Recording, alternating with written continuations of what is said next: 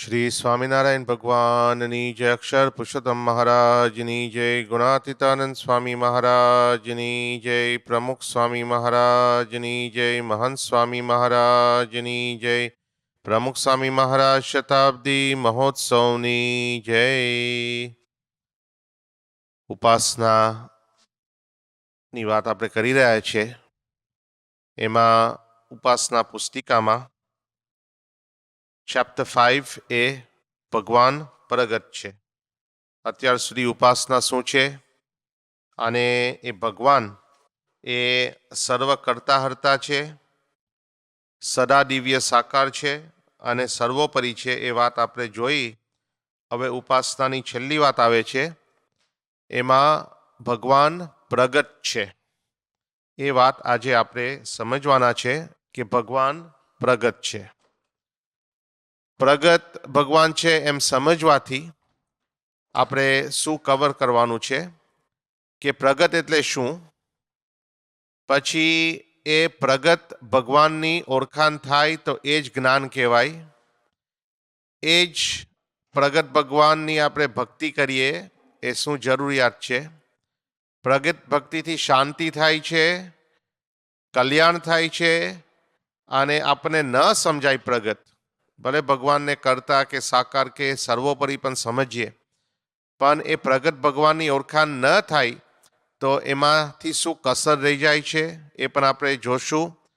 પછી ભગવાન પોતે આ પૃથ્વી પર હોય ત્યારે પ્રગટ કહેવાય, પણ એની પછી શું, ધામમાં જાય પછી એ પણ આપણે સમજશું। પછી ભગવાનનું એક જ પ્રગટ સ્વરૂપ છે એક સમયે, અને જેના દ્વારા પ્રગટ છે એવા જે ગુણાતીત સંત, એમના જે કેરેક્ટરિસ્ટિક્સ એટલે એમના લક્ષણો, પછી એમનો જે મહિમા એ પણ આપણે છેલ્લે સમજશું કે મહિમા ભગવાન સ્વામિનારાયણ કે ગુણાતીતાનંદ સ્વામી કે પરમહંસના વચનના આધારે અને બીજા ભજનો અને શાસ્ત્રના આધારે આપણે જોશું। અને છેલ્લી વાત કે ગુણાતીત સંત એ પ્રગટ છે અને એમનો મહિમા છે, પણ એ ભગવાનના દાસ છે। એ પોતે કંઈક ભગવાન થતા નથી, ભગવાન થવા માગતા પણ નથી, અને કેવળ આપણને ભગવાનનો જ મહિમા અને ભગવાનની જ ભક્તિ અને ભગવાનમાં જોડે છે એ પણ આપણે સમજશું। તો આવી રીતે આ પ્રગટ એ કેમ આપણે સમજવું એ અત્યારે આપણે એ જોઈએ છે। તો પ્રગટ એટલે કેવી રીતે પ્રગટ કે આપણે એ સમજશું કે ભગવાન સ્વામિનારાયણ આ પૃથ્વી ઉપર આવ્યા। હવે ભગવાન તો એમના ધામમાં બેઠા હોય, એમના અક્ષર બ્રહ્મ સાથે, અનંત કોટી મુક્ત સાથે। એ ભગવાન એમના એક ધામમાં બેઠા હોય અને ભગવાનના અનેક અવતારો પણ હોય। હવે જ્યારે ભગવાનની ઈચ્છા થાય ત્યારે ભગવાન પોતે જે બ્રહ્માંડમાં જવાની ઈચ્છા હોય તો ભગવાન પોતે ત્યાં જાય છે। તો ધારો કે આ બ્રહ્માંડમાં આવા તો અનંત કોટી બ્રહ્માંડો છે, પણ આ બ્રહ્માંડમાં ભગવાનની ઈચ્છા થઈ પૂર્ણ પુરુષોત્તમ નારાયણની કે આપણે આ પૃથ્વીને પાવન કરવી છે। ત્યાં જીવો આવી રીતે એ વર્ષોથી, યુગોથી આવી રીતે એ તપ કરી રહ્યા છે, એટલે નક્કી કર્યું કે આ બ્રહ્માંડમાં, એટલે આપણું બ્રહ્માંડ, કારણ કે એનાથી આગળ તો આપણે કંઈ આપણે જાણીએ છીએ પણ આપણે કંઈક અનુભવ આપણને કોઈ પ્રકારનો નથી, એટલે આ બ્રહ્માંડની વાત કરીએ છીએ। તો ભગવાન ધામમાં હતા, ભગવાન ધામમાં છે ને છે જ, પણ એ જ ભગવાન ધામમાં રહ્યા થકા આ પૃથ્વી ઉપર આવ્યા, એટલે એ પૃથ્વી ઉપર પ્રગટ થયા। અને પછી જે અનેક માટે એ કલ્યાણનો માર્ગ આ બ્રહ્માંડમાં અક્ષરધામનો માર્ગ એમને ખુલ્લો મૂક્યો। બંધ કીધા બીજા બારણારે, વહેતી કીધી અક્ષર વાત, પુરુષોત્તમ પ્રગતિ રે। આવી રીતે નિષ્કુળાનંદ સ્વામીએ વાત કરી છે। એટલે આપણે સમજવાનું છે કે પરોક્ષનો અર્થ શું થાય છે, પ્રત્યક્ષનો અર્થ શું થાય છે અને પ્રગટનો અર્થ શું થાય છે।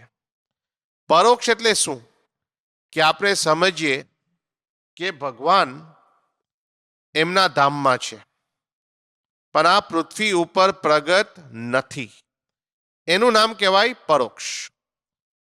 પ્રત્યક્ષ એટલે તમારી આંખ સમક્ષ. પ્રતિ મીન્સ ઇન ફ્રન્ટ ઓફ, અને અક્ષ એટલે આઈઝ. એટલે in front of your eyes એટલે પ્રત્યક્ષ ઇતિ પ્રત્યક્ષ. અને તમારી આંખ સમક્ષ ન હોય તો આંખથી પર કહેતા પરોક્ષ. એટલે શ્રીજી મહારાજ ધામમાં આપણે સમજીએ પણ આ પૃથ્વી ઉપર નથી સમજતા, તો આપણે શું સમજીએ છીએ? પરોક્ષ. કે મહારાજ આવ્યા અને મહારાજ ગયા. તો મહારાજ ધામમાં તો સમજીએ છીએ પણ અત્યારે એ પૃથ્વી ઉપર નથી. જ્યારે હતા ત્યારે પ્રત્યક્ષ અને પ્રગટ કહેવાય. પછી મહારાજ આ પૃથ્વી ઉપરથી ગયા. ફિઝિકલીની વાત કરું છું. શ્રીજી મહારાજ જેતસુદ દશમના દિવસે ધામમાં ગયા એની વાત કરું છું. પછી મહારાજ ધામમાં તો છે જ, પણ એ શ્રીજી મહારાજ સંત દ્વારા એ પ્રગટ હોય છે, તો એમની ઓળખાણ થાય, એ આપણને સમજાય તો એ પ્રત્યક્ષ ભક્તિ કહેવાય. એટલે એ પ્રમાણે આપણે સમજવાનું છે. એટલે ભગવાન પ્રગટ થયા અને એ જ ભગવાન પ્રગટ રહ્યા. આમાં આપણે સમજવાનું છે આ પ્રગટની વાત આ બે વસ્તુમાં આવી જાય છે. ફર્સ્ટલી કે Shriji Maharaj he came on to this earth, he manifested on this earth. પૂર્ણ પુરુષોત્તમ સ્વયં આ પૃથ્વી ઉપર પ્રગટ થયા. સહજાનંદ હરિ પ્રગટ થયા. સહજાનંદ હરિ. અને પછી એ જ શ્રીજી મહારાજ એ પ્રગટ રહ્યા. કોના દ્વારા પ્રગટ રહ્યા એ પણ આપણે સમજશું. પણ આપણે એમ સમજીએ કે ભગવાન પ્રગટ થયા ને પ્રગટ રહ્યા, તો એ પ્રગટની ભક્તિ કહેવાય. હવે સત્સંગમાં આપણે વાત સાંભળીએ છીએ કે મૂર્તિ દ્વારા પણ ભગવાન પ્રગટ હોઈ શકે, શાસ્ત્ર દ્વારા પણ ભગવાન પ્રગટ હોઈ શકે. કારણ કે મૂર્તિમાં પણ ભગવાન હોય છે, શાસ્ત્રમાં પણ મદ રૂપમ ઇતિ મદવાણી, અને સંત દ્વારા પણ એ ભગવાન પ્રગટ હોય છે. તો મૂર્તિ, શાસ્ત્ર અને સંત એમાં શું તફાવત છે એ પણ આપણે સમજશું. શ્રીજી મહારાજે વાત કરી છે વચનામૃતમાં. અગેન આજે વચનામૃતના ઘણા રેફરન્સીસ આવશે, ભલે નંબર તમને યાદ ન રહી, પણ એનો ભાવાર્થ આપણે સમજવાનો છે. અને સ્વામીની વાતનો નંબર તો બિલકુલ યાદ રાખવાની કંઈ જરૂર નથી, પણ એનો ભાવાર્થ આપણે સમજવો જોઈએ. એટલું પણ આપણને ખબર હોય કે ત્રીજા પ્રકરણની વાત હોય અથવા રેફરન્સ આપણી પાસે હોય તો we can refer two that. પણ એ મોડે ના હોય નંબર તો એની બહુ ચિંતા કરતા નહીં. It's a principle that we are trying to understand. So section 1 number 68 Shriji મહારાજ શું કહે છે કે મારી અષ્ટ પ્રકારની જે પ્રતિમા તથા જે સંત, પ્રતિમા મીન્સ મૂર્તિ. There's 8 types of મૂર્તિસ. ધારો you can see માર્બલ હોય અથવા પથ્થરની મૂર્તિ હોય, વુડન મૂર્તિ હોય, ધાતુની મૂર્તિ હોય, પિક્ટોરિયલ મૂર્તિ હોય, સેન્ડની પણ મૂર્તિ હોય. અને મહારાજે કહ્યું કે તેને વિશે હું અખંડ નિવાસ કરીને રહું છું. અને પછી મહારાજે આગળ વાત કરી કે જે સંત જે છે કે એમાં પણ મારી અષ્ટ પ્રકારની જે પ્રતિમા તથા જે સંત તેને વિશે હું અખંડ નિવાસ કરીને રહું છું. એટલે મૂર્તિ અને સંતમાં ભગવાન અખંડ રહ્યા છે. હવે સ્વામીની વાત છે, કારણ કે કોઈકને પ્રશ્ન થયો કે ભગવાન તો આવી રીતે એ પ્રગટ છે જ અને બધે પ્રગટ છે. એટલે ગુણાતીતાનંદ સ્વામીએ સમજાવ્યું. આ પણ સ્વામીની વાતમાં અમુક સિલેક્શન જ આપણે લઈએ છીએ. એ અમુક આ સ્વામીની વાત તો કદાચ લાંબી હોય, પણ ગુણાતીતાનંદ સ્વામી સમજાવે છે કે કોઈકે પ્રશ્ન પૂછ્યો ભગવાન પરોક્ષ હોય ત્યારે કેમ સંબંધ રહે? કારણ કે આપણે ભગવાન સાથે સંબંધ રાખવાનો જ છે. તો ગુણાતીતાનંદ સ્વામી પહેલા કહ્યું કથા, કીર્તન, વાર્તા, ભજન અને ધ્યાન. અને એ કરતા પણ મોટા સાધુનો સંગ, આમાં વારંવાર સાધુની વાત વચનામૃતમાં આવશે અને ગુણાતીતાનંદ સ્વામીની વાતમાં આવશે, પરમહંસોના પદમાં પણ આવશે, પદોમાં. તો ગુણાતીતાનંદ સ્વામી કહે છે મોટા સાધુનો સંગ એ તો સાક્ષાત ભગવાનનો સંબંધ કહેવાય છે. શા માટે? તેમાં ભગવાન સર્વ પ્રકારે રહ્યા છે. ભગવાન તો આપણામાં પણ રહ્યા છે. આપણા હેનકોપ છે, આપણા હોલેન્ડના નિવાસી હતા, હવે તો થાઈલેન્ડમાં રહી છે. પણ બાપાએ એમને સમજાવ્યું હતું વર્ષો પહેલા કે ભગવાન તો બધામાં રહ્યા છે, અંતર્યામી પણ એ તો બધામાં માં ભગવાન રહ્યા જ છે, આપણને ખબર છે. આપણે આ દેહમાં આત્મા રહ્યો છે અને આત્મામાં પરમાત્મા છે. પણ ભગવાન સંતમાં, કેટલા ગુણાતીત સંતમાં બાપાએ સમજાવ્યું સર્વ પ્રકારે રહ્યા છે, સાંગોપાંગ રહ્યા છે, એક એક અંગમાં રહ્યા છે. જેમ પ્રથમનું 27મું વચનામૃતમાં મહારાજે વાત કરી એ રીતે. તો એમ ગુણાતીત સ્વામીએ કહ્યું કે મોટા સંત એમાં ભગવાન સર્વ પ્રકારે રહ્યા છે. પછી પ્રત્યક્ષની વાત છે. અને પ્રત્યક્ષ એટલે શું? તો સંતમાં ભગવાન સર્વ પ્રકારે રહ્યા છે તેને જાણે તો આજે પ્રત્યક્ષ છે, એનું નામ કહેવાય પ્રત્યક્ષ. તો પછી એક સાધુએ પ્રશ્ન પૂછ્યો કે મૂર્તિ પ્રત્યક્ષ ન કહેવાય, કારણ કે મૂર્તિમાં તો ભગવાન છે જ. ત્યારે સ્વામી બોલ્યા છે, હવે સ્વામીનું લોજિક તમે જુઓ, સખત લોજિક કહેવાય, કે વચનામૃતમાં વાત કરી છે કે પ્રત્યક્ષ ભગવાન તથા સંતના ચરિત્રમાં મનુષ્ય ભાવ આવે તો અમાવાસ્યના ચંદ્રમાં, ધારો કે 9 મૂન ડે હોય, એની પેઠે ઘટી જાય મનુષ્ય ભાવ આવે તો. અને ઇફ યુ ગેટ દિવ્ય ભાવ તો બીજના ચંદ્રમાની પેઠે વધે છે, ઇન્ક્રીઝિંગ લાઈક ધ મૂન સુદ પક્ષમાં, અને વદ પક્ષમાં મૂન ઘટે છે મનુષ્ય ભાવ આવે તો. તો આમાં શું કહે છે કે પ્રત્યક્ષ ભગવાન અને સંતના એમનામાં એના ચરિત્રમાં મનુષ્ય ભાવ આવે તો ગુણાતીત શું કહ્યું કે તેમ મૂર્તિઓ એટલે મૂર્તિ શું ચરિત્ર કરે કે તેનો અવગુણ આવે અને ગતિ જાય. મૂર્તિ તો કઈ એવી ક્રિયા કરવાની નથી કે એવી લીલા કે એવા ચરિત્ર કરવાની નથી કે આવી રીતે આપણને અવગુણ આવે અને આપણે ગતિ જઈએ. માટે બોલતા ચાલતા જે ભગવાન તે જ પ્રત્યક્ષ કહેવાય. અને મોટા સંત હોય એટલે બોલતા ચાલતા ભગવાન હોય એ જ પ્રત્યક્ષ કહેવાય, નોટ મૂર્તિ નોટ શાસ્ત્ર.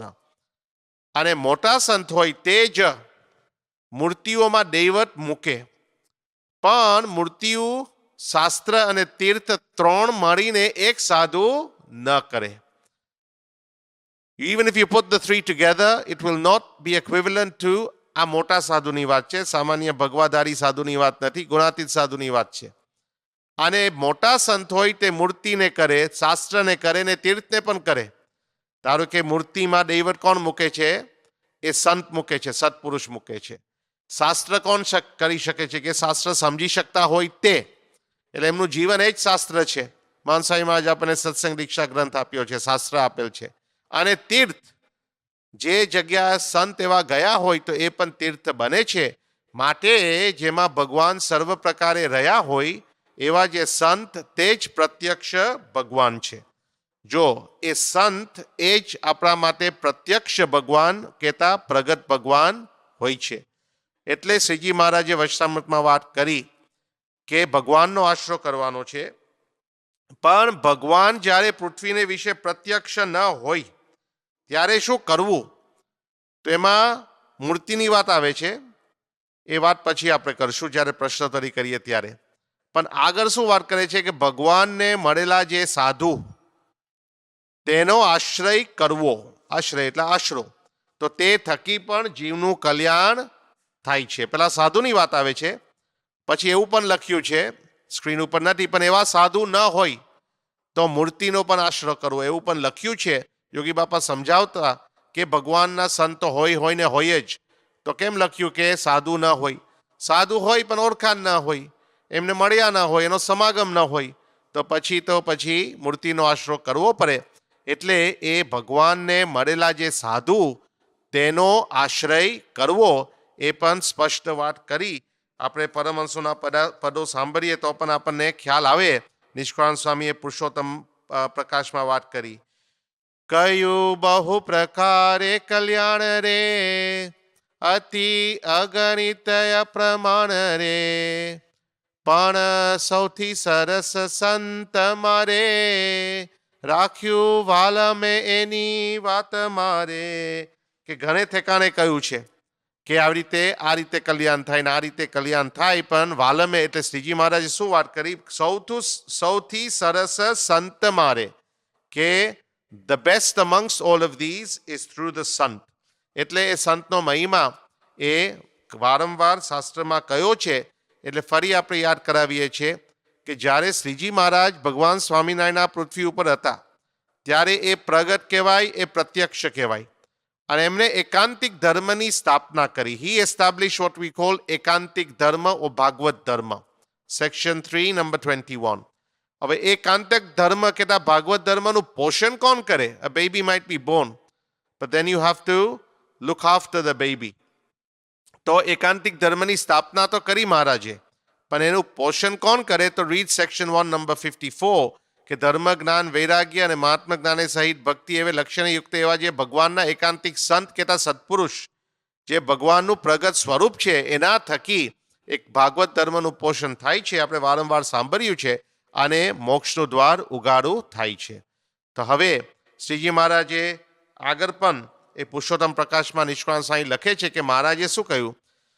સંત હું તે વરી સંત રે, એમ શ્રી મુખે કહે ભગવંત રે. સંત માનો જો મારી મૂર્તિ રે, એમાં ફેર નથી એક રતી રે. તો આવી રીતે બહુ સ્પષ્ટ રીતે લખાઈ ગયું છે, એટલે કંઈક આપણે નિરૂપણ કરવાની જરૂર પણ નથી. કે જૂના શાસ્ત્રો હોય, જે બધા પ્રાચીન શાસ્ત્ર હોય, વચનામૃત હોય, સ્વામીની વાત હોય, આ પરમહંસોના બધા પદો હોય, તો સ્પષ્ટ રીતે આ રીતે મહિમા સંતનો કયો છે, પ્રગટનો મહિમા પણ કયો છે એ અત્યારે આપણે સમજીએ છીએ. લખ્યું છે શ્રુતિમાં કે રીતે જ્ઞાનાન ન મુક્તિ, કે જ્ઞાન વગર મુક્તિ થાય જ નહીં. મુક્તિ કહો કે મોક્ષ કહો કે કલ્યાણ કહો, કે જ્ઞાન વગર એ અશક્ય જ છે. તો આવી રીતે એ જ્ઞાન શીખવું પડે. એ પણ શ્રીજી મહારાજે ઘણા વચનામૃતમાં વાત કરી છે કે પરિપૂર્ણ જ્ઞાન એટલે શું? કે મહિમા સહિત ભગવાનને જાણે, પ્રત્યક્ષ ભગવાનને જાણે. અને એ રીતે ન જાણે તો પૂરો જ્ઞાની એ કહેવાય નહીં. એટલે આપણે જ્ઞાનની વાત કરીએ છીએ. જ્ઞાન એટલે શું? કે પ્રત્યક્ષ ભગવાનને સમજવા, તત્વે કરીને ભગવાનને જાણવા. એને જ્ઞાની ભક્ત કહીએ, એને એકાંતિક ભક્ત કહીએ. તો આવા બધા શબ્દ આપણે શાસ્ત્રમાં વાંચીએ છીએ. અને વચનામૃતમાં શ્રીજી મહારાજે કહ્યું કે જ્ઞાને કરીને જ એ આત્યંતિક મોક્ષ થાય છે. એના વગર છૂટકો જ નથી. તમે થોડાક મંજીરા વગાડ્યા, થોડી ભક્તિ કરી, ભક્તિ જ કરવાની છે અંતે, પણ એક ધર્મ જ્ઞાન વૈરાગ્ય સહિત ભગવાનની ભક્તિ, એટલે જ્ઞાન વગર છૂટકો નથી. ભગવાનને ઓળખવા પડે, પ્રત્યક્ષ ભગવાનને પૂરેપૂરા ઓળખવા પડે, તો એ જ્ઞાને કરીને આત્યંતિક મોક્ષ થાય છે. તો આ રીતે ગુણાતીતાનંદ સ્વામીએ કહ્યું કે આ સાધુ કેતા ગુણાતીત સાધુને ઓળખ્યા એ જ આત્યંતિક જ્ઞાન છે. તો આપણે એ જ સમજવાનું છે, જેમ નિષ્કાળ સ્વામીએ કહ્યું સાર સિદ્ધિમાં, કે એ જ જ્ઞાની, એ જ તત્વવેતા જેને પ્રગટ પ્રભુને પેખિયા.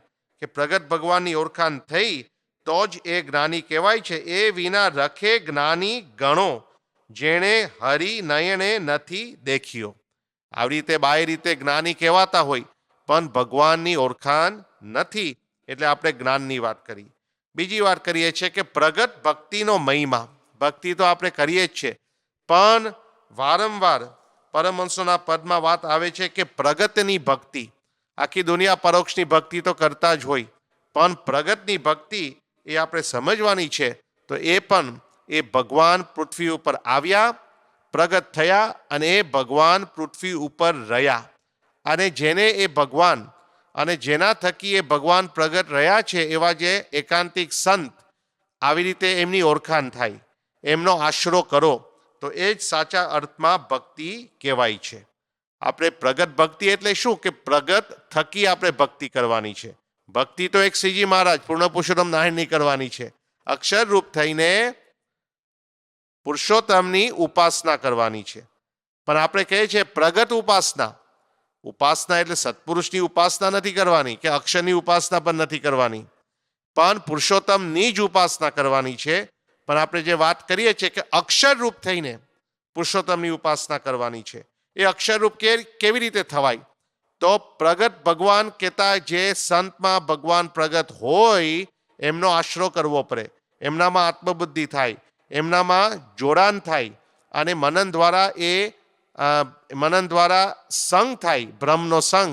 તો પછી આપણે બ્રહ્મરૂપ અક્ષરરૂપ થઈ શકીએ. એટલે આપણે કહીએ છીએ કે પ્રગટ ભક્તિ કે પ્રગટ ઉપાસના. તો આવી રીતે મહારાજે કહ્યું વરતાલનું 19મું વચનામૃત કે આ જીવને જ્યારે ભરતખંડને વિશે મનુષ્ય દેહ આવે છે ત્યારે ભગવાનના અવતાર કે ભગવાનના સાધુએ જરૂર પૃથ્વી ઉપર વિચરતા હોય. તેની જો એ જીવને ઓળખાણ થાય તો એ જીવ ભગવાનનો ભક્ત થાય છે. અમે એટલું તો સમજવાનું કે કોઈક તો છે જેમના દ્વારા ભગવાન પ્રગટ છે, ભલે પછી લાંબુ પડું કદાચ અત્યારે ન સમજાય, પણ આઈધર ભગવાન તો છે જ, ભગવાનના અવતાર, અથવા ભગવાનના સાધુ તો છે જ કે જેના થકી ભગવાન આવી રીતે એ કાર્ય કરી રહ્યા છે. તો એ વાત પણ મહારાજે કરી, અને એ ભગવાનનો દ્રઢ આશ્રય કરો એનું નામ જ ભક્તિ કહેવાય. તો એ રીતે આપણે સમજી શકીએ કે મુક્તાનંદ સ્વામીએ ભજનમાં લખ્યું કે કલ્પતરુ સર્વના સંકલ્પ સત્ય કરે. હવે કલ્પતરુ હોય પણ ક્યારે? કે પાસે જઈ, કલ્પતરુ એટલે ધ વિશ ફુલફિલિંગ ટ્રી, પાસે જઈ પ્રીત શું સેવે, જ્યારે સેવન કરવું પડે. એવી રીતે કહ્યું આગળ કે પ્રગતને ભજી ભજી પાર પામ્યા ગણા, ગીડ ગણિકા કપી વૃંદ કોટી, વ્રજતણી નાર વ્યભિચાર ભાવે તરી, પ્રગત ઉપાસના સૌથી મોટી. તો આવી રીતે કલ્યાણ કોનું થયું? કે જે ભગવાન આ પૃથ્વી ઉપર પ્રગટ થયા અને એ ભગવાનની ઓળખાણ થઈ. એટલે એમાં ગીડ કહેતા કે ઈગલ આપણે વલ્ચર કહીએ છીએ, ગણિકા, કપિવૃંદ એટલે જે વાનરો, રામ ભગવાનની ઓળખાણ થઈ, વ્રજતણી નાર એટલે વ્રજની ગોપીઓ, તો એ પ્રગટ ભગવાનને ઓળખી શક્યા. તો આવી રીતે એનું કલ્યાણ થયું. એટલે મુક્તાનંદ સ્વામી કહે છે કે પ્રગટ ઉપાસના સૌથી મોટી. બીજા પદમાં મુક્તાનંદ સ્વામી કહે છે કે પ્રગટના ભજનથી પરમ સુખ પામીએ, કે પરમ સુખ આપણે પામી શકીએ. ઉર થકી નાશ પામે અંધારું. તો આવી રીતે જે એ પ્રગટ ભક્તિનો મહિમા છે આ પરમહંસોના પદમાં પણ લખાઈ ગયું છે.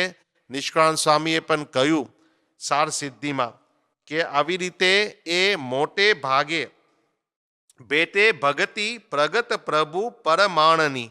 એટલે પ્રગટ પ્રગટ પ્રગટ આપણને વારંવાર આ શબ્દ દેખાશે. એમાં પ્રગટ ભક્તિ સૌ ઉપરે, એથી ઉપરાંત નથી કાંઈ. તો હવે એ વખતે નિષ્કાળ સ્વામી હોય કે મુક્તાનંદ સ્વામી હોય કે બ્રહ્માનંદ સ્વામી હોય કે પ્રેમાનંદ સ્વામી હોય, હવે એ વખતે તો શ્રીજી મહારાજ પ્રત્યક્ષ બિરાજમાન હતા અને એ પ્રગટ ભક્તિની વાત કરી. પણ આ જ બધા સંતોએ, પરમહંસોએ, મહારાજ પ્રગટ હતા પણ એ વખતે પણ સંતના મહિમાની વાત કરી દીધી. એ પણ આગળ આપણે જોશું. એટલે બ્રહ્માનંદ સ્વામીએ પણ કહ્યું કે પ્રગટ સ્વરૂપ ઉપાસી, ધન્ય સો પ્રગટ સ્વરૂપ ઉપાસી. એટલે આવી રીતે બધા પરમહંસોએ વાત કરી. અને ગુણાતીતાનંદ સ્વામીએ કહ્યું કે પ્રગટ ભગવાન છે, પ્રગટ વાતું છે, ને બીજા તો ચિત્રામણના સૂરજ જેવા છે. હવે સૂરજ હોય ને તમે ડ્રોઈંગ કર્યું હોય તો એમાંથી કંઈક તમને તડકો એવું કંઈક મળવાનું નથી, પ્રકાશ તમને મળશે નહીં. પણ એ પ્રગટ સૂર્ય હોય ત્યારે એ બધું તમને પ્રાપ્ત થાય. એટલે મહારાજે કહ્યું કે પ્રત્યક્ષ ભગવાનને વિશે દ્રઢ નિષ્ઠા અને એવી રીતે પરિપૂર્ણતા માને, બીજું કાંઈ ના ઈચ્છે, તો ભગવાન સામેથી એમને ધામ, ઐશ્વર્ય અને મૂર્તિઓ આવી રીતે દેખાડે છે. તો આવી રીતે શ્રીજી મહારાજે પણ વારંવાર જુદા જુદા વચનામૃતમાં પણ આ વાત કરી કે ભગવાન જે પ્રત્યક્ષ શ્રી કૃષ્ણ, તેની મૂર્તિ વિના, એટલે મહારાજ ત્યાં પ્રત્યક્ષની વાત કરે છે, બીજા કોઈ પદાર્થને ઈચ્છે નહીં. તો એ પણ મહારાજ એમને, ભગવાન એમને બહુ મોટા સુખને આ રીતે એનો અનુભવ કરાવે છે. એટલે એ પ્રગટ ભક્તિની વાત અત્યારે આપણે કરી, એનો મહિમા, અને પ્રગટ ભક્તિથી જ આપણા જીવનમાં શાંતિ આવશે. આપણને આપણે વિચારવું પડે કે ભલે ભગવાન આપણી સમક્ષ હોય પણ એની ઓળખાણ થવી જોઈએ. ઓળખાણ એટલે પછી આપણને એમાં જ આપણે રસબસ થઈ જઈએ તો જ આપણને શાંતિ થાય છે. સાંપ્રદાયિક ઘણા પ્રસંગો છે, આપણે એક બે જોઈએ છે. મુક્તાનંદ સ્વામી, એમને મહારાજને સિમ્પલ પ્રશ્ન પૂછ્યો. એમને તો ઘણા પ્રશ્ન પૂછ્યા છે વચનામૃતમાં. એટલે મુક્તાનંદ સ્વામી આપણા માટે લગભગ પ્રશ્ન પૂછ્યા છે. મહારાજને પૂછ્યું કે શાંતિ પામવાનો ઉપાય શું છે? How do we get peace? તો મહારાજે શું કર્યું? મહારાજે જવાબ સીધો ન આપ્યો. શ્રીજી મહારાજ started talking about his own life, from his own birth, અને બધા ચરિત્રની વાત કરી. મુક્તાનંદ સ્વામી thought કે મહારાજ suddenly has decided to change the topic. એટલે પછી he asked him again કે મહારાજ, what is the means to peace? Again, Maharaj started talking about his charitra. એટલે પછી એ વખત મુક્તાનંદ સ્વામી felt કે હવે I don't really understand what Maharaj is trying to say. Sriji Maharaj, what did Maharaj say? કે મહારાજ he goes, સ્વામી તમે ગામડે ફરવા જાઓ શાંતિ થશે, કે તમે વિચરણ કરવા જાઓ. And as he was getting ready to leave from Gadra, Nityanand Swami, you can see Nityanand Swami on the bottom. Okay, Nityanand Swami called him and said, "Ke Jo, you know what Maharaj is trying to say? Ke he is trying to say કે પ્રગટ ભગવાનના ચરિત્ર એમાં જ શાંતિ છે, બીજે ક્યાંય શાંતિ નથી." તો આવી રીતે જો પ્રગટ હોય, એની ઓળખાણ હોય અને એમાં જ પછી આપણે એ જોડાણ થઈ જાય તો આવી રીતે આપણને શાંતિ થશે. વ્યાસ ભગવાનની વાત પણ બહુ પ્રચલિત છે. એમણે આટલા બધા શું કહે શાસ્ત્ર રચ્યા, કે વેદનું વિભાજન કર્યું, પછી શું કહે બ્રહ્મસૂત્ર હોય, એમણે આટલા બધા પુરાણો લખ્યા, મહાભારત પણ લખ્યું, પછી 18 પુરાણમાં 17 પુરાણ લખ્યા. અને ધી 18th પુરાણ નારદજીએ એમને વાત કરી કે પ્રગટ એ વખત પ્રગટ શ્રી કૃષ્ણ ભગવાનના ચરિત્ર એનું ગાન તમે કરો, એનું તમે લખાણ કરો. તો એ રીતે એમને એનું ગુણગાન કર્યું તો આવી રીતે એના હૈયામાં શાંતિ થઈ ગઈ. એટલે પ્રગટના ચરિત્ર એટલે મુક્તાનંદ સ્વામીએ કહ્યું કે પ્રગટના ભજનથી પરમ સુખ પામીએ. અને આવી રીતે આ સ્વરૂપાનંદ સ્વામી એ તો ભગવાનની મૂર્તિ, મહારાજની મૂર્તિ અખંડ દેખતા એમ કહેવાતું. અંતરમાં મહારાજની મૂર્તિ એ પોતે દેખતા, પણ પછી એનું પ્રદાનપણું થઈ ગયું. એટલે કદાચ મહારાજ પ્રત્યક્ષ હોય તો પણ એમને તો ભગવાનના દર્શન થતા જતા. એટલે એમાં વધુ આ રીતે લગ્ની હતી અંતરની મૂર્તિની. તો મહારાજે એમની પ્રેરણાથી આ બીમાર પડી ગયા સ્વરૂપાનંદ સ્વામી, અને મૂર્તિ એમને દેખાતી હતી એ બંધ થઈ ગઈ. એટલે સ્વરૂપાનંદ સ્વામી મૂંઝાયા. એટલે મહારાજ પાસે આવ્યા, મહારાજની સ્તુતિ કરી, મહારાજની આગળ પ્રાર્થના કરી. વોટ ઇઝ શ્રીજી મહારાજ ટેલ હિમ? કે મહારાજે કહ્યું કે ગો ટુ પર્વતભાઈ તો તમને શાંતિ થઈ જશે. મહારાજ ડિડન્ટ સે ટોક અબાઉટ હિમસેલ્ફ, ઓલી સેડ કે ગો ટુ પર્વતભાઈ. પછી પર્વતભાઈ પાસે ગયા. હવે પર્વતભાઈ ક્યાં કંઈક પ્રગટ ભગવાન નહોતા, બરાબર છે, એકાંતિક ભક્ત કહેવાતા. પણ પર્વતભાઈ એમને શું કહ્યું કે દાદા ખાચરના નરિયાનું ધ્યાન કરો. That's all he said. કે meditate on the roof tiles of the darbar of Dada Khachar. આપણે ગઢડાના દર્શન થાય છે, લીમડાના પણ દર્શન થાય છે, અને નરિયાના પણ દર્શન થાય છે. That's all he told him to do. અને એ વખત પછી સ્વરૂપાનંદ સ્વામીને પોતાની ભૂલ સમજાઈ ગઈ. કે શું સમજાયું એમને? કે દાદા ખાચર એટલે મહારાજના સંબંધવાળા, મહારાજનો દરબાર મહારાજનો સંબંધ કહેવાય. એ દરબારના નડિયા એ પણ નિર્ગુણ ભાવને પામ્યા કહેવાય, મહારાજનો સંબંધ કહેવાય. એટલે આવી રીતે એમની ભૂલ એમને સમજાવી કે પ્રગટ પ્રત્યક્ષમાં જ સુખ છે. અને એમને મહારાજની પ્રત્યક્ષ મૂર્તિમાં એ મૂકીને એમને વધુ લગ્ની આવી રીતે અંતરની મૂર્તિમાં લાગી ગયું. એટલે એ પણ મહારાજે એમની ભૂલ સમજાવી. જ્યારે એમને આ ખ્યાલ આવ્યો ત્યારે એમને આ રીતે એ શાંતિ થઈ ગઈ. મહારાજે પણ વાત કરી પ્રથમનું 3જું વચનામૃત, કે જેને અંતરમાં અખંડ ભગવાનની મૂર્તિ દેખાતી હોય. હવે અંતરમાં ભગવાનની મૂર્તિ દેખાતી હોય, તમારે કંઈક બાકી રહ્યું? કોને દેખાય છે? મને તો દેખાતી નથી, તમને કદાચ દેખાતી હશે, ભગવાન જાણે. પણ એમ તમને દેખાતી હશે તો પણ મહારાજે શું કહ્યું કે ભગવાન જે અવતારે કરીને અને એમની જે લીલા હોય, ચરિત્ર હોય, કે એને આપણે સંભાળી રાખવા. પ્રથમનું 3જું વચનામૃત. તો એ પણ આ રીતે આપણા માટે સાધના છે કે ભગવાનની મૂર્તિ દેખાતી હોય તો પણ, એટલે પ્રત્યક્ષ ભગવાનથી જ શાંતિ છે. અને હવે પ્રત્યક્ષ ભગવાનથી જ મોક્ષ છે મુખ્ય વસ્તુ. કે એ પ્રગટ ભગવાનની ઓળખાણ થાય, કે ત્યાં ભગવાન પોતે આ પૃથ્વી પર હોય, અથવા જે સંતમાં રહ્યા હોય, કે એમની ઓળખાણ થાય તો જ મોક્ષ થાય છે. એનાથી જ્ઞાન થાય છે, એ જ ભક્તિ કહેવાય છે, એનાથી શાંતિ થાય છે. અને હવે આપણે વાત કરીએ છીએ કે એનાથી જ મોક્ષ થાય છે. એ ઘણા રેફરન્સીસ હશે. આ શાસ્ત્રીજમાં જે દૌલતરામ કૃપાશંકર પંડ્યાને વચનામૃત સમજાવ્યું, કે આ વચનામૃત એ સમજવા માટે તૈયાર હોય તો અમે પછી એ સમાધાન કરીએ. મધ્યનું 21મું વચનામૃત, એમાં શું કહ્યું કે જેવા પરોક્ષ ભગવાન હોય, કે રામકૃષ્ણાદિક અવતાર હોય, અત્યારે પણ શ્રીજી મહારાજને આપણે અક્ષરધામમાં જ સમજીએ તો એ પણ મહારાજ પરોક્ષ કહેવાય. એટલે ગમે તે ભગવાન હોય કે ભગવાનના અવતાર હોય, અથવા ભગવાનના સાધુ કે ભક્તો હોય, એનો મહિમા તો બધા સમજે જ છે, ભગવાનનો અને ભગવાનના સાધુનો મહિમા.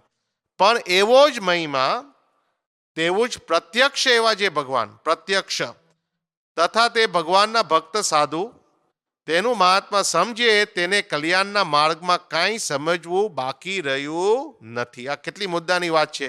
તો મહારાજે કહ્યું કે એક વાર કહીએ સમજો, લાખ વાર કહીએ સમજો, તો એ વાત સમજે જ છૂટકો છે. અને આ વાત આપણે સમજીએ ને તો સર્વે મુદ્દો હાથ આવ્યો કહેવાય. માટે સર્વશાસ્ત્રનું રહસ્ય આ વાર્તા છે. આ તમને સમજાતું ન હોય અથવા આપણા મનમાં શંકા થતી હોય કે આ વાત ક્યાંથી આવી, તો ઘરે આપણી પાસે વચનામૃત હશે. વચનામૃત નહીં હોય તો એપ તો આપણી પાસે છે, તો એક એક શબ્દ તમને મળશે કે શ્રીજી મહારાજે આવી બધી વાત કરી છે.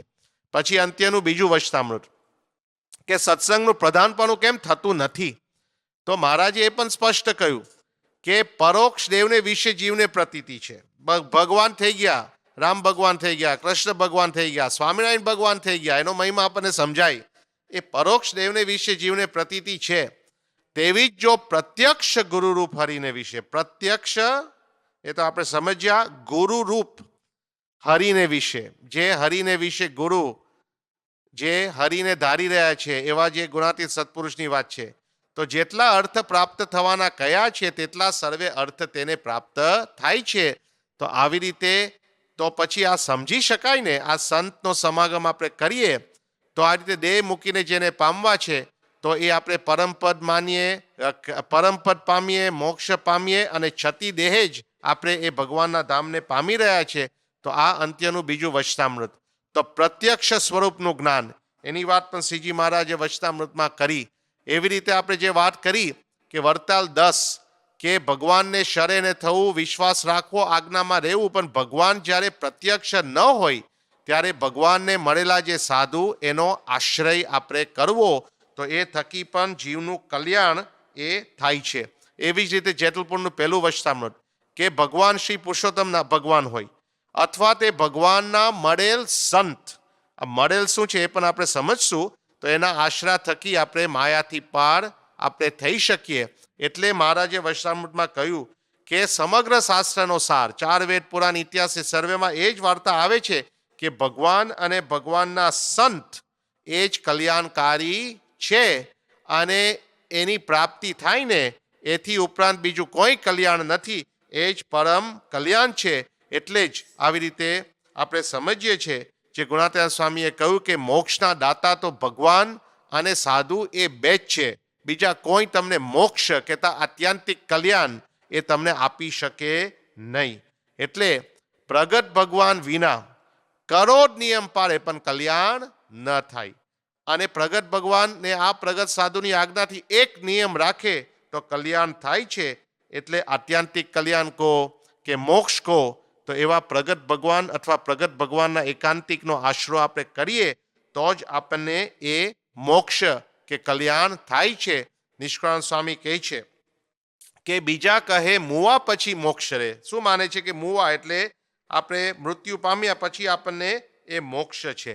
પણ વળી પ્રભુ બતાવે છે પરોક્ષ રહે કે ભગવાન તો ઉપર છે, એવું નથી માનતા કે ભગવાન અહીંયા છે. પછી આવી રીતે બધી વાત નિષ્કળાનંદ સ્વામી કરે છે કે પ્રગટ ભગવાન જોઈએ એ સર્વ ગ્રંથનું સિદ્ધાંત રહે.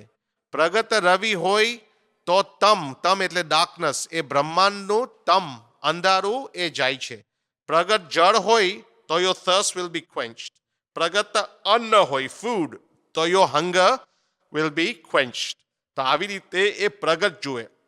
તેમ પ્રગટ મળે ભગવાન રે ત્યારે જનનું કલ્યાણ નિદાન રે. માટે પ્રગટ ચરિત્ર સાંભળવું રે હોય પ્રગટ ત્યાં આવી મળવું રે.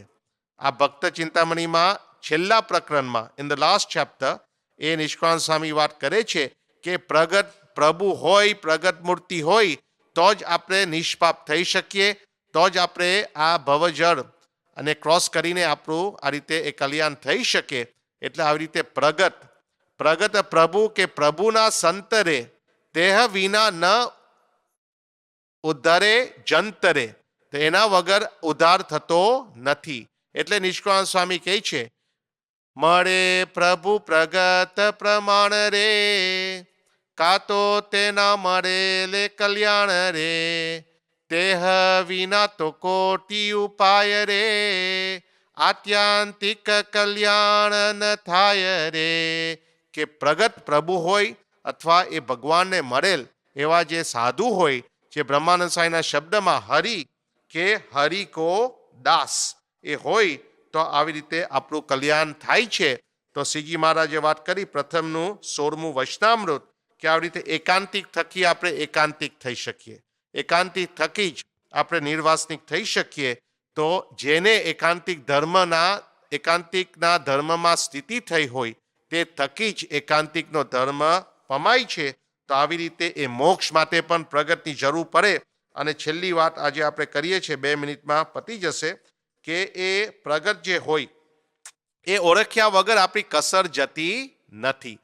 જ્યારે ભગવાન સ્વયં પ્રગટ હોય અથવા એના સંત પ્રગટ હોય, મહારાજે કહ્યું કે એ કસર રહી જાય ને સ્વરૂપ ઓળખવામાં, તો કોઈ રીતે વાંધો ભાંગશે નહીં. મધ્યનું 13મું વચનામૃત. એવી રીતે પરમેશ્વર વિના જેને બીજા પદાર્થમાં હેત આપણને કેમ રહી જાય છે? આ સત્સંગનો જોગ થયો છે, આપણે બધું જાણીએ છીએ, છતાં પણ જગતનું પ્રધાનપણું છે. અને ભગવાન વિના બીજા પદાર્થમાં હેત રહી જાય છે. શા માટે? કે આપણને પરોક્ષને વિશે પ્રતીતિ છે, પણ પ્રત્યક્ષને વિશે એવી દ્રઢપણે પ્રતીતિ થતી નથી. એટલે એ કસર તારવા માટે આવી રીતે એ સમજવું પડે. એ ન સમજાય તો જેમ મહારાજે કહ્યું કે ન્યૂન સુખની પ્રાપ્તિ થાય છે. જેવું ભગવાનનું સુખ આવવું જોઈએ, જેવી મૂર્તિનું સુખ આવવું જોઈએ, એ આપણને આવતું નથી. આ મહાન સાંઈ મહારાજનું પ્રિય વચનામૃત આપણે જોયું કે અંત્યનું 5મું વચનામૃત. તો આવી રીતે આપણે સમજવું પડે કે જેવા મહારાજ છે અને જેવા સાધુ છે તેને જેમ છે તેમ ન જાણે તો ગુણાતીતાનંદ સ્વામીના શબ્દમાં નિરંતર અભાગ્યા છે. શા માટે અભાગ્યા કયા? કે આપણને ભગવાન આપણી સમક્ષ છે, એવું નથી કે ભગવાન પ્રગટ નથી આ પૃથ્વી ઉપર. ભગવાન છે ને છે જ, સંત દ્વારા છે, પણ આપણે ન સમજીએ તો આપણે પણ અભાગ્યા કહેવાય. એટલે કહ્યું કે ગંગામાં નાયો અને માથું કોરું રાખ્યું, એવી રીતે આ સત્સંગમાં રહ્યા છે, પણ આપણે એ ઓળખાણ ન થાય પ્રગટ ભગવાનની અથવા પ્રગટ સંતની, તો પછી આપણે અભાગ્યા કહેવાય. અને ગુણાતીતાનંદ સ્વામી આગળ કહ્યું કે પ્રત્યક્ષ ભગવાન કે સંત એની ઓળખાણ જો ન હોય તો એ ખીજડા જેવા છે, અને એના સંગે તાળું કે સુખ આપણને આવતું નથી. એટલે ગુણાતીતાનંદ સ્વામીના શબ્દ થોડાક સ્ટ્રોંગ પણ આપણને લાગે કે પ્રગટ ભગવાન છે, પ્રગટ સાધુ છે, પ્રગટ ધર્મ છે, પણ આ સમામાં જેને ન ઓળખાય તેને પછવાડેથી માથું કૂટવું પડશે. They will be full of regret. એટલે આ રીતે ભજનમાં આપણે સાંભળીએ છીએ કે પરોક્ષથી ભવતનો પાર આવે નહીં. આ મુક્તાનંદ સ્વામી કહે છે, વેદ વેદાંત કહે સત્યવાણી.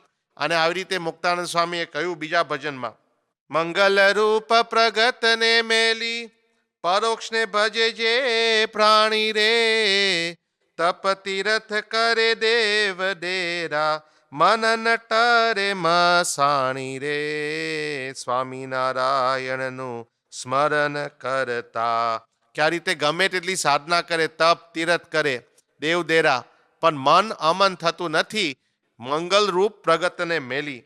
એટલે કોઈ કહે કે ભગવાન તો ઉપર છે, કોઈ કહે કે ભગવાન ગયા, કોઈ કહે કે ભગવાન આવશે, પણ ખરેખર કે મુક્ત પ્રગટ કી પ્રીચ બિના ભટકત સબ સંસાર. કે we will not get out of the cycle of births and deaths without understanding the fact that ભગવાન પ્રગટ છે અને પ્રત્યક્ષ છે. એટલે બધા પરમહંસોના બીજા પદ આપણી પાસે સમય નથી, પણ મુક્તાનંદ સ્વામીના પદો છે. અને મુક્તાનંદ સ્વામીએ સાર સિદ્ધિ હોય કે પુરુષોત્તમ પ્રકાશ હોય, એમાં પણ બધું લખ્યું છે. ઘણા ભજનો પણ સંત મહિમાના લખીએ છીએ. મુક્તાનંદ સ્વામીના પણ છે ભજનો, બ્રહ્માનંદ સ્વામીના પણ છે. તો આવી રીતે એ પ્રગટ ભક્તિ સૌથી મોટી છે. તો આપણે આ રીતે સમજ્યા. હવે આગળ આપણે વાત જોશું કે ભગવાન આ પૃથ્વી ઉપર પ્રગટ થયા, પણ એ શ્રીજી મહારાજ પોતે અંતર્ધાન થયા એ પછી પ્રગટમાં આપણે શું સમજવું. તો આવી રીતે આપણે એ પ્રગટ સંત જેમાં ભગવાન પ્રગટ રહ્યા છે, આપણને તો એની ઓળખાણ પણ થઈ છે. તો એમના દ્વારા આપણને ભગવાનનો એ પુરુષોત્તમપણાનો સર્વોપરી પરાનો મહિમા જેવો છે તેવો મહિમા પણ આપણને એ સમજાઈ રહ્યો છે. તો આવીને આવી રીતે આપણે મહિમા સમજીને આપણે ભક્તિ ઉપાસના કરી શકીએ, એ જ પ્રાર્થના. સ્વામિનારાયણ ભગવાનની જય.